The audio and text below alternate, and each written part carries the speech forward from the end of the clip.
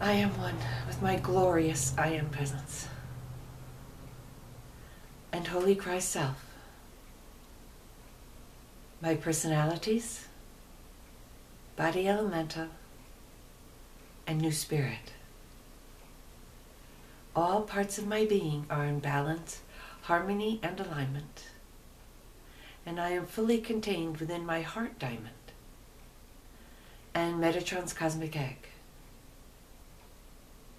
I am now ready for today's message.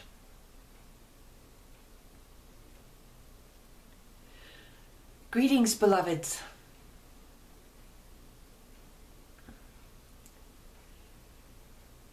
Christmas received an email from a viewer with questions about the nature of evil and what evil is. And so I would like to discuss that, because I know many of you do not know how to react to what you perceive to be evil, especially those of you who are trying to live by the teachings that I have given, where I ask you not to judge anything. So how do you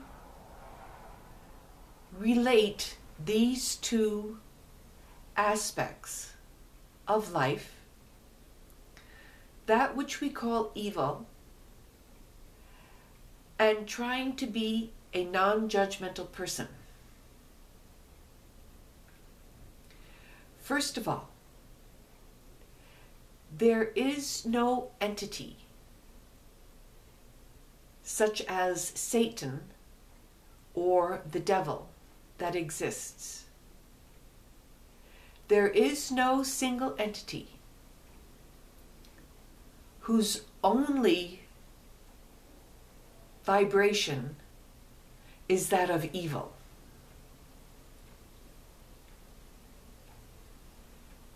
In general, what you perceive to be evil are acts that do not come from a place of love or wisdom. Only a being who is in spiritual ignorance can do anything that might be called evil.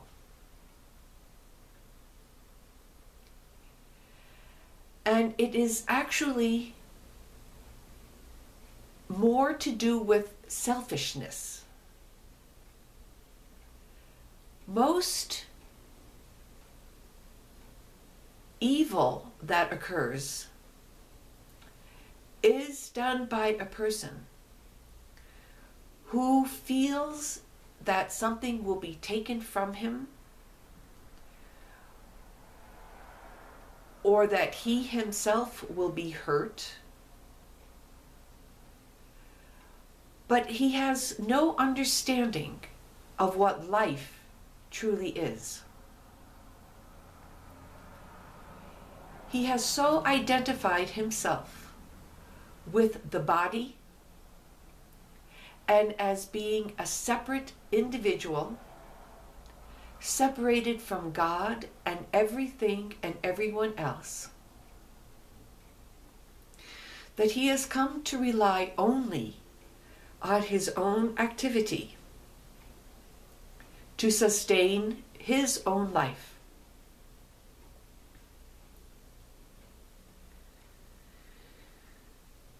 That is why people can do such horrendous things,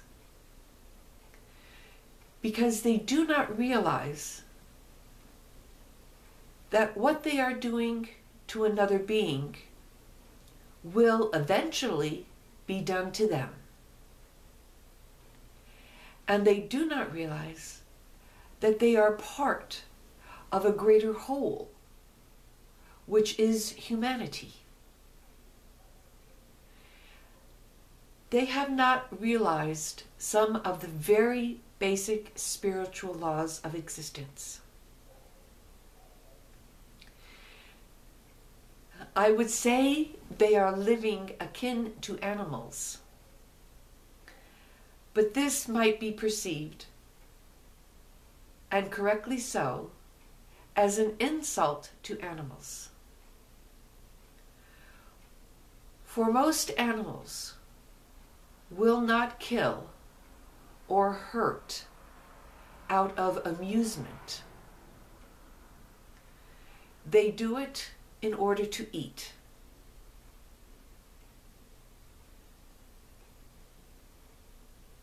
So I guess the human who does such evil acts is somewhat in the same frame of mind. Although they might not do it to eat, they somehow believe that their life is dependent on their doing whatever it is that they do.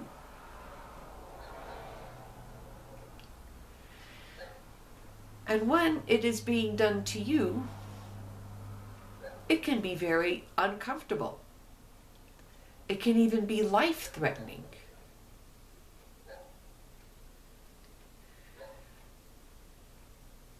So when I ask you to be non-judgmental about this, what I mean is I do not wish you to judge the person as being bad or evil. The person is simply ignorant.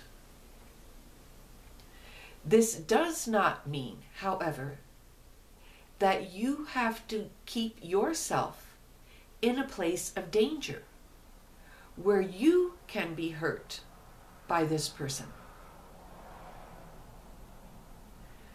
It is up to you to protect yourself, to get yourself out of harm's way. But do it in a non-judgmental fashion. Simply realize that the other person is in total ignorance. Jesus gave the best demonstration of this upon the cross when he prayed to God to forgive them, those who were killing him, for they know not what they do. They were in complete ignorance, and Jesus was aware of that. He could have gotten himself out of that situation had he so desired.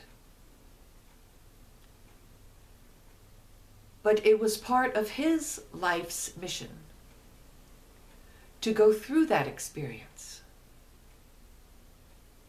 And he did, with a totally forgiving heart.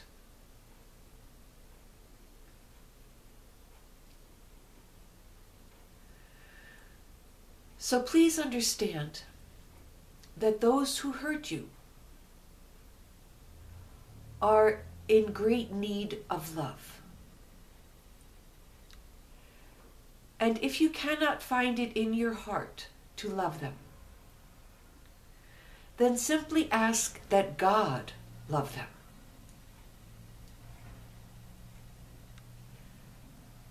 You can forgive them, even if you are incapable of loving them back. Just by saying to God, I forgive them. I forgive them, Lord. They know not what they do.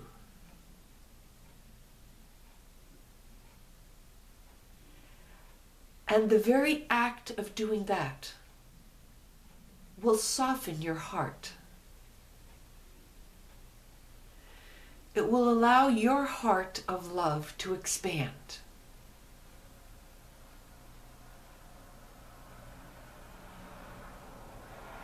And even if you do not feel that you cannot send love to them, your act of forgiveness will open up that flow on at least some level of your being, for the love within your being to flow towards them, to bless them, so that they can come into understanding of who they truly are, and so that they can stop engaging in harmful, evil acts.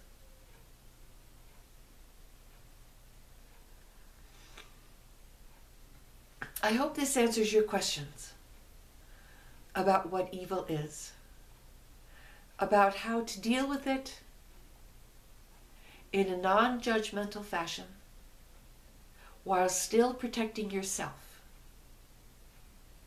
This is important, beloveds. I thank you for listening. I love and bless you always.